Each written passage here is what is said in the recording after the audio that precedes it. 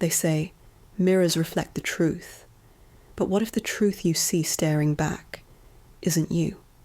My name is Ava, and what happened to me during my second year of college still haunts me. I moved into a cheap apartment on the edge of town. It was old, creaky, and eerily quiet, perfect for a student on a budget. No neighbors, no noise, just me, and a place that felt too empty. In the bedroom was this massive 7-foot-tall mirror, just standing there, left behind by the last tenant. The landlord told me it came with the place. She never came back for it, or anything else. He laughed like it was a joke, but the way his eyes shifted, it didn't feel funny. The first night was uneventful, until I walked past the mirror before bed. Something felt off. When I moved, my reflection seemed to lag, just a little. I chalked it up to being tired. Maybe my eyes were playing tricks on me. I didn't sleep well.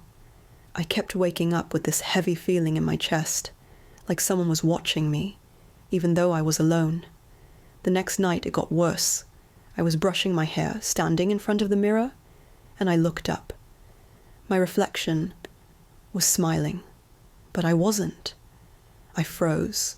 My hands were still, my lips hadn't moved, and yet the reflection was smiling, this twisted, knowing grin, like it was glad I noticed. I blinked. The smile was gone, just me again. I laughed nervously, told myself I was being paranoid, maybe a dream, maybe a glitch of the eye. But the next night, the blanket I used to cover the mirror, it was folded neatly on the floor when I woke up, and across the glass, written in breath, were the words, "Let me out." I recorded the mirror, set up my phone overnight, just to be sure. The next morning the footage was gone, deleted, corrupted. Only one clip remained, 3 seconds long. It showed me sleeping, and behind me, my reflection, stepping out of the mirror. I stopped sleeping. I saw the reflection move on its own, blinking when I didn't, turning its head, staring at me while I looked away. I covered the mirror again, taped it down, even put furniture in front of it. Didn't matter. Every morning it was uncovered, clean waiting, and every night I heard whispers, faint, chilling. Let me in. I'm real now. You're the reflection.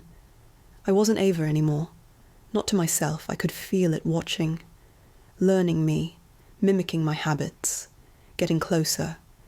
Then one night I passed the mirror, and my reflection didn't follow. It stayed still, staring, smiling, and suddenly I understood. It wasn't trying to copy me. It was waiting to replace me. The next morning my roommate came to visit. She found me sitting in front of the mirror, perfectly still. I turned around when she called my name, smiled. She said later, something was wrong with my eyes, too dark, too calm, too empty.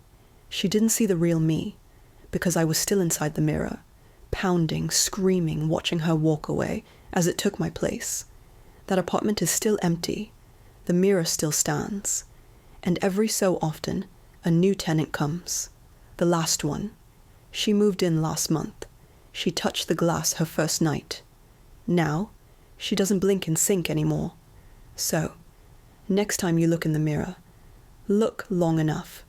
And if your reflection smiles before you do, run.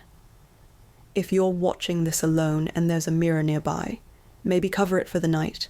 And if you enjoyed this story, subscribe, because the next reflection might not be yours.